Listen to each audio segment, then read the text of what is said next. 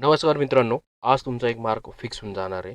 फक्त हे लेक्चर तुम्ही शेवटपर्यंत बघा आणि आपण पूर्ण एक्झाम ओरिएंटेड घेणार आहोत. अतिरिक्त डाटा घेणार नाही आहोत. फक्त बघा आणि पेन आणि वही सोबत ठेवा. कारण की आपण ह्या ज्या स्लाईड आहे त्यांच्यामध्ये काही व्हॅल्यू ॲडिशन करणार आहोत. तर ते तुम्ही साईडला लिहून घ्यायचं आहे. तर आपण आता काय बघतोय, ऐतिहासिक पार्श्वभूमी म्हणजे पॉलिटीमध्ये. आता तुम्हाला ऐतिहासिक पार्श्वभूमीचं पॉलिटीचे बघायला गेलात तर तुम्हाला ते हिस्ट्रीला पण कामात येणार आहे. ओके, काही आपण ॲक्ट बघणार आहोत. आपण 1773 पासून तर 1947 पर्यंत सगळे आपण ॲक्ट बघणार आहोत. तर पहिले आपण काय करू, 1773 आणि 1857 जो टप्पा होता तो ईस्ट इंडिया कंपनीचे राजवट होते तोपर्यंत. पण मग 1858ला काय झालं, 1858 ते 1947 पर्यंत ब्रिटिश म्हणजे ब्रिटिश सत्तेची राजवट आली. कारण तेव्हा 1858ला म्हणजे 1857ला ईस्ट इंडिया कंपनीची राजवट संपुष्टात आलेली होती. तर काय होतं आता बघू, 1773चा जो रेग्युलेटिंग ॲक्ट आहे ना, त्याचा आपण थोडी हिस्ट्री बघू अगोदर काय होती नेमकी. महत्त्वाचं काय माहिती आहे का, ईस्ट इंडिया कंपनी भ्रष्टाचार खूप होत होता. मग त्याच्या नियमनासाठी आणि नियंत्रणासाठी हा कायदा करण्यात आला होता. कोणता? 1773चा ॲक्ट करण्यात आलेला होता. आणि राजकीय प्रशासकीय कार्यांना प्रथमच तेव्हा मान्यता देण्यात आली होती. आपल्याला तर भ्रष्टाचार थांबवायचा होता. मग जो बंगालचा गव्हर्नर जनरलचा दर्जा देण्यात आला होता, तो पहिला कोण होता? Warren Hastings. यांच्यावरही प्रश्न आलेला आहे.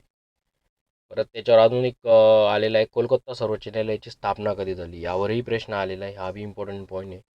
मद्रास आणि बॉम्बे प्रांत बंगालच्या अधीन झाले. केंद्रीकरणाची पहिली पायरी, केंद्रीकरणाची जर पहिली पायरी असेल तर ती कोणती आहे? 1773चा ॲक्ट. आता अजून एक पॉईंट आहे, काय झालं, ईस्ट इंडिया कंपनीचे जे कर्मचारी होते ते खाजगी व्यापार करण्यावर किंवा भेटवस्तू, लाच यांच्यावर बंदीच घालण्यात आलेली होती. मी बोललो ना अगोदर, भ्रष्टाचारासाठीच हा कायदा करण्यात आला. त्याच्यानंतर पुढचा ॲक्ट येतो तुमचा ईस्ट इंडिया ॲक्ट. तो होता 1784चा ॲक्ट. आता याच्यात काय करण्यात आलं, जे पण व्यापारी कार्य आहे आणि राजकीय कार्य यात भेद करण्यात आला. म्हणजे व्यापारी कार्य वेगळे, राजकीय कार्य वेगळे. मग त्याला म्हणतात दुहेरी शासन व्यवस्था. Court of directors, board of controllers. काय आपण इथे लिहिलेलं आहे बघा. कोर्ट ऑफ डायरेक्टर्स म्हणजे व्यावसायिक व्यापारी कामे आणि बोर्ड ऑफ कंट्रोलर म्हणजे काय? राजकीय आणि लष्करी कामे. याच्यामुळे आता जे कोर्ट ऑफ डायरेक्टर काय करायचे, ब्रिटिश सरकारच्या कंपनीवर थेट नियंत्रण ठेवण्याचं काम करत होते. ओके, आणि तेव्हाच ब्रिटिश प्रोसेशन्स इन इंडिया हा पहिला शब्द वापर करण्यात आलेला होता. आता आपण नेक्स्ट बघू, तो आहे 1793चा ॲक्ट. हे झाले सैनिक आणि तुलनात्मक रूपरेषा बघू आपण 1793 ते 1853 पर्यंत. हे होते सनदी कायदे, त्यालाच आपण चार्टर ॲक्ट असे म्हणतो. आता 1793च्या ॲक्टमध्ये काय झालं, कंपनीची मक्तेदारी 20 वर्षापर्यंत वाढण्यात आली. 20 वर्षापर्यंत कसं लक्षात ठेवायचं, एक होती 1793ची, त्याच्यानंतर 20 वर्षानंतर आलं ते 1893, त्याच्यानंतर 1833 आणि 1853. हे होते आपले सनदी कायदे, त्यालाच आपण चार्टर ॲक्ट असे म्हणतो. तर पहिलं बघू आपण, 1793ला काय झालं, व्यापार म्हणजे 20 वर्षापर्यंत मक्तेदारी वाढवण्यात आली होती व्यापाराची. प्रशासन म्हणजे काय, की गव्हर्नर जनरलचे अधिकार पण तिथं काय केले होते, त्यांनी वाढवून दिले होते. आता इतर बदलमध्ये तिथं काही नाही, पण मी तुम्हाला हा पॉईंट लक्षात घ्या. तिथं काय झालं होतं माहिती आहे का, नियंत्रण मंडळ म्हणजे सदस्यांचे व कर्मचाऱ्यांचे पगार हे महसूल, हे भारतीय महसुलातून करण्याची तरतूद करण्यात आली होती. बघा बघा किती हे होते. म्हणजे त्यांना आपल्याला हा पूर्ण खालीच करायचं होतं आपल्या भारताला. तर त्यांनी काय केलं, जेवढा पण सदस्य आणि कर्मचाऱ्यांचे जे पण पगार होते, त्यांचं म्हणणं होतं हे पगार सगळे भारतीय तिजोरीतून, भारतीय महसुलातून करण्याची तरतूद त्यांनी केली होती. हा होता तुमचा 1793चा ॲक्ट. आता आला तुमचा 1893चा ॲक्ट. बघा आता 1813चा ॲक्ट. 1820 वर्षानंतर मग आला तुमचा 1813चा ॲक्ट. आता 1813च्या ॲक्टमध्ये काय झालं माहिती आहे का, जी पण ईस्ट इंडिया कंपनी भारताचा व्यापाराचा एकाधिकार नष्ट केला, जो पण एकाधिकार होता तो त्यांनी नष्ट केला होता. याच्यावरही प्रश्न आलेला आहे, एकाधिकार कधी नष्ट कर म्हणजे कोणत्या ॲक्टनुसार एकाधिकार नष्ट करण्यात आलेला होता. तो होता 1813चा ॲक्ट. म्हणजे जिथं जिथं MPSCने प्रश्न विचारले तोच आपण पॉईंट घेतले, जास्त काही घेतलेलं नाही. आणि त्याचा अजून काय फ्युचरमध्ये काय विचारू शकता त्यावरच आपण घेतलेलं आहे. तर 1813चा जो पण ॲक्ट आला त्याच्यामध्ये काय झालं, चहा आणि चीनचा व्यापार वगळता मक्तेबाजी समाप्त. फक्त तेव्हा काय ठेवण्यात आलं होतं, चहा आणि चीनचा जो व्यापार होता त्यांच्याशी फक्त तेवढंच चालेल, बाकी संपुष्टात आणलेला होता. म्हणजे त्याची मक्तेबारी समाप्त करण्यात आलेली होती. ब्रिटिश प्रशासन बघा, आता ब्रिटिश सार्वभौमत्वावर भर देण्यात आलेला. आता इतर बदल अजून काय करण्यात आले होते, जेबी शिक्षणासाठी दरवर्षी 1 लाख रुपयाची तरतूद ख्रिश्चन मिशनऱ्यांना परवानगी देण्यात आली होती. जे पण ख्रिश्चन मिशनरी होते म्हणजे ब्रिटिश नागरिकांना भारतात व्यापार किंवा मिशनरी म्हणजे काय केलं होतं त्यांनी, शिक्षणाच्या विकासासाठी 1 लाख रुपयाची तरतूद करण्यात आली होती. हे झालं होतं तुमच्या 1813च्या ॲक्टमध्ये. आता परत तुमचा पुढचा ॲक्ट आला 1833चा ॲक्ट. आता याच्यामध्ये काय झालं, केंद्रीकरणाचा उच्चांक. इथं काय झालं, इथं त्यांनी डायरेक्ट संपूर्ण जो व्यापार होता मक्तेदारी ती डायरेक्ट समाप्त करण्यात आली होती. काय करून टाकलं तर त्यांनी एंड करून टाकला त्याचा डायरेक्ट. आता काय झालं, बंगालचा गव्हर्नर जनरल हा भारताचा गव्हर्नर जनरल बनला. कोण होता तो, की जो बंगालचा गव्हर्नर जनरल भारताचा गव्हर्नर जनरल बनला. असे कोण होते ते होते बेटिंग. लक्षात ठेवा, बेटिंग फर्स्ट. याच्यावर बी प्रश्न आलेला आहे की कोण होते ते, तर त्यांचं नाव होतं बेटिंग. लक्षात ठेवा, पॉईंट इम्पॉर्टंट आहे. परत लॉर्ड मिकॉलेच्या अध्यक्षतेखाली पहिला कायदा आयोग स्थापन करण्यात आला होता. हे पण तुमचं 1833च्या ॲक्टमध्येच करण्यात आलेलं होतं. अजून जर याच्यामध्ये एक इम्पॉर्टंट पॉईंट असा आहे, जेव्हा 1813च्या ॲक्टमध्ये काय झालं होतं, 1 लाख रुपयाची तरतूद करण्यात आली होती ना, तर इथं आहे ना त्यांनी वाढवून 10 लाख रुपयाची तरतूद करण्यात आली होती. ओके, ब्रिटिश मिशनरीनी शिक्षणासाठी त्यांनी इथं केली होती, 10 लाख रुपयाची तरतूद केली होती. हा एक पॉईंट ॲड करून घ्या, याच्यात घेतलेला नाही आहे. नंतर आला तुमचा 1853चा ॲक्ट. आता याच्यामध्ये काय झालं, 1853च्या ॲक्टमध्ये काय झालं बघा बरं का. आता 1853 कार्यकारी आणि कायदेकारी कार्यांना प्रथमच विभागणी करण्यात आली होती. परत नागरी सेवांसाठी खुली स्पर्धा परीक्षा सुरू करण्यात आली होती. तर ती झाली होती तुमची चार्टर्ड ॲक्ट 1853ला. मेकॉले समिती पण 1854ला स्थापन करण्यात आली होती. हा एक पॉईंट इम्पॉर्टंट आहे. आणि भारतीय राज्यघटनेचा विकासाचा महत्त्वाचा टप्पा कोणाला म्हटलं जातं, ते आहे 1853ला. परत अजून एक पॉईंट ॲड करून घ्या त्याच्यात. पहिल्यांदा स्थानिक प्रतिनिधित्व देण्यात आले होतं. कोणाला, मद्रास, आग्रा, मुंबई आणि बंगाल यांना आहे ना प्रथमच त्यांनी स्थानिक प्रतिनिधित्व देण्यात आलेलं होतं. हा एक इम्पॉर्टंट पॉईंट आहे, आपण ॲड करून घ्या. हो. आता नेक्स्ट आपण बघू सत्तेचे थेट आता काय झालं, हस्तांतरण झालं ते होतं तुमचं 1800. आता तुम्हाला आता 1858चा आहे. याच्यामध्ये काय झालं, सुशासनाचा कायदा. आता आपण बोललो ना, भारताचा थेट सार्वभौमत्व. ओके, म्हणजे भारत सरकार कायदा आहे तो. भारतात सुशासनाचा कायदाही म्हटलं जातं त्याला 1858ला. आता काय झालं, भारताची सत्ता या कायद्याने ईस्ट इंडिया कंपनीकडून आता कोणाकडे गेली होती, ब्रिटिश पार्लमेंटकडे गेली होती. अशा काही घडामोडी घडल्या, त्यांनी ईस्ट इंडिया कंपनीची सत्ता डायरेक्ट संपुष्टात आणली आणि लगेच ब्रिटिश पार्लमेंटने स्वतः त्यांच्या हातात हे घेतलं. तेव्हा भारत मंत्री, secretary of state of India, 15 सदस्यांची सल्लागार परिषद होती. ब्रिटिश संसदेचे जबाबदार तेव्हा व्हाईसरॉय झाले होते, लॉर्ड कॅनिंग पहिले व्हाईसरॉय 1858ला. ओके, दुहेरी शासन व्यवस्था संपुष्टात आली होती आणि संस्थांना खालसा करण्याचे धोरण ते पण रद्द करण्यात आलेलं होतं. ओके, एक इम्पॉर्टंट याच्यामध्ये इम्पॉर्टंट काय मी तुम्हाला सांगतो, पहिले व्हाईसरॉय कोण झाले होते ते इम्पॉर्टंट आहे, लॉर्ड कॅनिंग. हा एक इम्पॉर्टंट लक्षात ठेवा.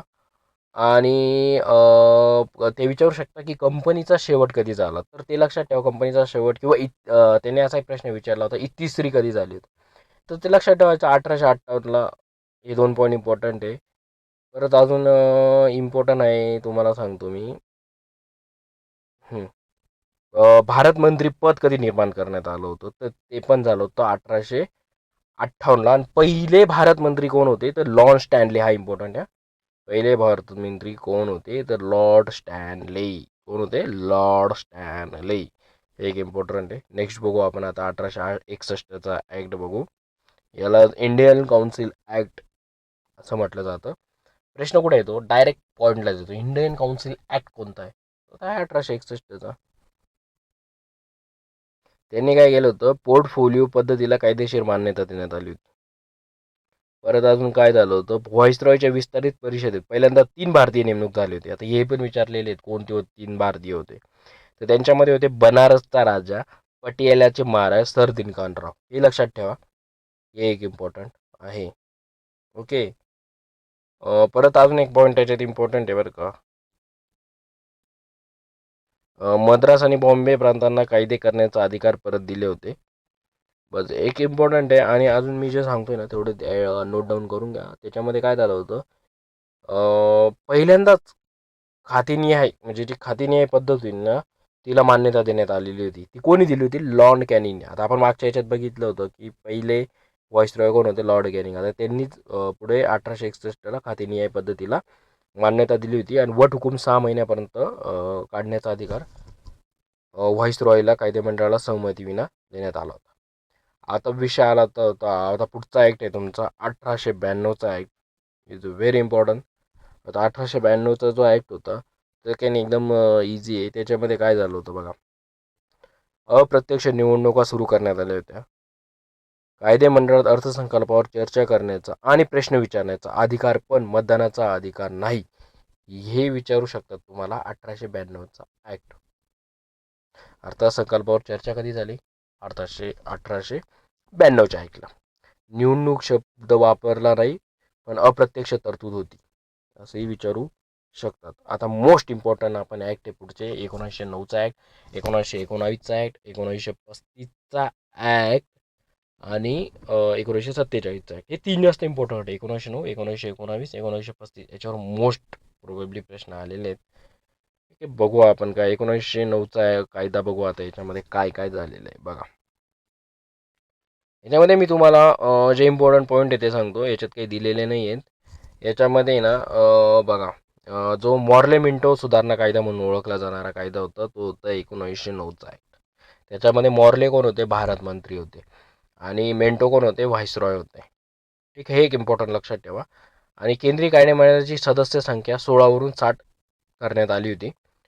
परत त्याच्यामध्ये अजून एक इम्पॉर्टंट असं आहे की तुम्हाला सांगतो मी की थेट निवडणुकीचा प्रवेश करण्यात आला होता.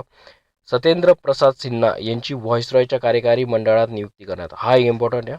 तर ते विचारू शकतात की 1909च्या ॲक्टमध्ये कोणाची व्हॉइसरॉयच्या म्हणजे जे कोण भारतीय होते की त्यांचा व्हॉइसरॉयच्या कार्यकारी मंडळात त्यांची ही नियुक्ती करण्यात आली होती. तर सत्येंद्रनाथ प्रसाद इम्पॉर्टंट आहे. सत्येंद्रनाथ प्रसाद सिन्हा इम्पॉर्टंट आहे. एक लक्षात ठेवा. आणि जातीय फाळणीचे बीज मुस्लिमांना स्वतंत्र मतदारसंघ. याच्यावर खूप वेळेस प्रश्न विचारलेला आहे. मुस्लिमांना मतदारसंघ स्वतंत्र मतदारसंघ कोणत्या कायद्याने देण्यात आलेला होता? तर तो होता तुमचा 1909च्या ॲक्टनुसार. हा एक इम्पॉर्टंट आहे. आणि बस एवढंच तुम्हाला एक लक्षात ठेवायचं आहे. परत गांधीजींनी एक ते स्टेटमेंट दिलं होतं तेव्हा. ते काय म्हणायचे माहिती का? मेंटो सुधारणा म्हणजे आपले नाशाचे कारण ठरले आहे असे गांधीजी म्हटले होते. आता तुमचा नेक्स्ट कायदा येतो आहे 1909चा ॲक्ट. बघा आता 1909चा ॲक्ट जो आहे ना तो आहे इम्पॉर्टंट आहे. 1919चा ॲक्ट सॉरी 1919चा ॲक्ट आहे तो थोडा इम्पॉर्टंट आहे. तो लक्षात ठेवा. आता काय झालं 1919च्या ॲक्टमध्ये त्याला मॉन्टेगी चेम्सफोर्ड सुधारणा कायदा असं म्हटलं जातं. त्याच्यामुळे काय झालं? प्रांतिक स्तरावर दुहेरी शासन पद्धती प्रांतिक स्तरावर कोणत्या ॲक्टनुसार आणली होती? तर ती 1919च्या ॲक्टनुसार आली होती. 2 विषयाचे विभाजन करण्यात आलं होतं. म्हणजे सोपी खाती वेगळी आणि राखीव खाती वेगळी. सोपी खाती म्हणजे काय? शिक्षण, आरोग्य, कृषी. राखीव खातीमध्ये काय यायचं? पोलीस, वित्त, न्याय आणि महसूल. आता ही जी आहे ना राखीव खाती ही गव्हर्नरच्या हाती होती बरं का. कोणतीही जबाबदारी म्हणजे गव्हर्नरच्या हाती होती. आणि भारतीय मंत्र्यांच्या हाती कोणती होती? सोपी खाती. आता केंद्रात प्रथमच द्विसदनीय कायदेमंडळ तेव्हा झालं होतं. स्वतंत्र मतदारसंघ कोणाकोणाला दिलं होतं? शीख, ख्रिश्चन, अँग्लो इंडियन यांना. आणि लोकसेवा आयोगाची पण स्थापना तेव्हा करण्यात आलेली होती, म्हणजे त्याला PSC म्हणतात, लोकसेवा आयोग. ठीक आहे. आणि एक इम्पॉर्टंट अजून एक त्याच्यामध्ये इम्पॉर्टंट असं हाय कमिशनर, भारतीय उच्चायुक्त, हे नवीन पद कोणत्या कायद्याने निर्माण करण्यात आलेलं होतं? याच्यावर खूपदा प्रश्न आलेला आहे, ते त्याच्यात नाही, ते नोट डाऊन करून घ्या. तर ते आहे भारतीय उच्चायुक्त पद 1919च्या ॲक्टने करण्यात आलं होतं. आणि त्याच्यात पहिले कोण होते? तर सर विल्यम मेयर. हे इम्पॉर्टंट आहे. हा कायदा तयार करण्यासाठी कोणी मदत केली होती? तर ते होते तुमचे आपले भूपेंद्रनाथ बसू यांनी मदत केली होती. ओके, एक इम्पॉर्टंट आहे हे, लक्षात घ्या. आता नेक्स्ट बस एवढंच आहे, हे एवढे इम्पॉर्टंट होते. आणि या कायद्यानुसार शेषाधिकार केंद्राला देण्यात आले होते, हे एक इम्पॉर्टंट पॉईंट आहे. ओके, बाकी एवढं लक्षात ठेवा. नेक्स्ट आहे तुमचा 1935चा ॲक्ट. तो एक इम्पॉर्टंट आहे, जास्तच इम्पॉर्टंट आहे, मोस्ट इम्पॉर्टंट कायदा आहे 1935चा ॲक्ट. ओके, आता याच्यामध्ये काय झालं बघ, अखिल भारतीय संघराज्य प्रस्तावित असं याला म्हटलं जातं. आता ऑल इंडिया फेडरेशन ची तरतूदसुद्धा या कायद्याने करण्यात आली होती. पण शेषाधिकार व्हॉइसरॉयकडे ठेवण्यात आले होते. जे पण सूची होत्या, म्हणजे केंद्र सूची 59 जे पण होते.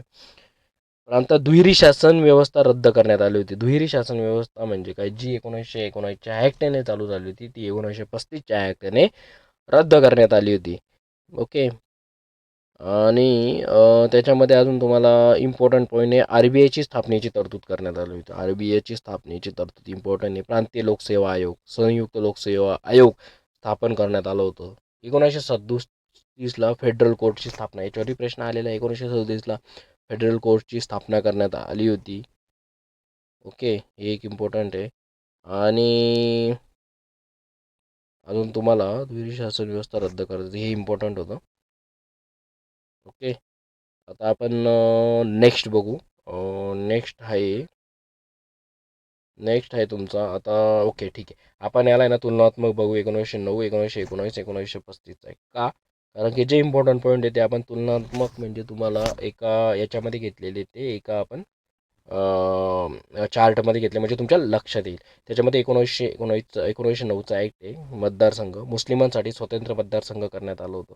1919ला काय तर विस्तार झाला, म्हणजे शीख, ख्रिश्चन आणि ॲग्लो इंडियन यांच्यासाठी मतदारसंघ करण्यात आला होता. आणि 1935ला काय झालं, कामगार, महिला आणि दलितांसाठी विस्तार करण्यात आलेला होता. प्रांतिक शासनमध्ये जर प्रशासनमध्ये बघितलं, अशासकीय सदस्यांना बहुमत होतं. याच्यामध्ये द्विशासन प्रणाली लागू करण्यात आली होती 1919च्या ॲक्टला. 1935च्या ॲक्टला द्विदल शासन रद्द करण्यात आलं होतं, जे 1919च्या ॲक्टला झालं होतं. प्रांतिक स्थायित्व लागू करण्यात आली होती. केंद्रीय कायदेमंडळ बघण्यात एक सदनीय न्याय झाला होता.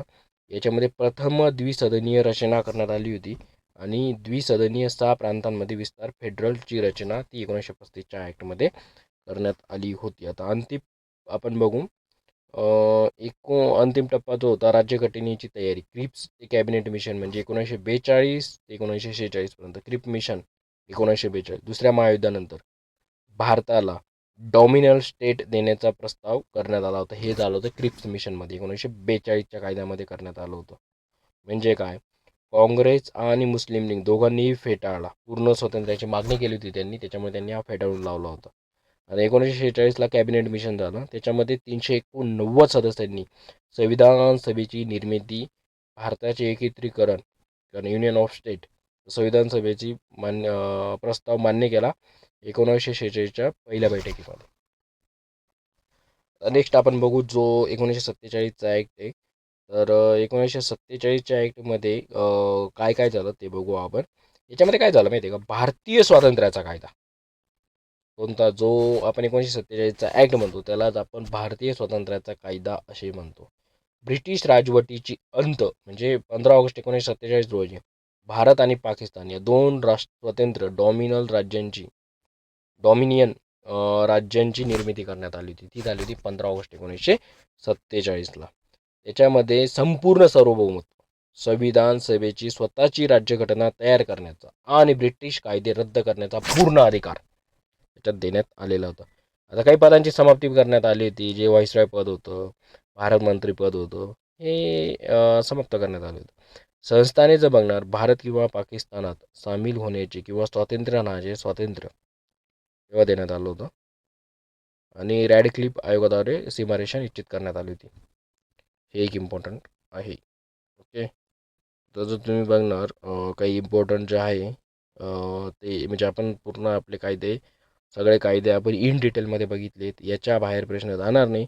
त्याच्यामुळे एवढंच करा आणि एकदम परफेक्ट करा. रिपीट बघा आणि काही नोट्स असतील त्या नोट्स काढा. ओके.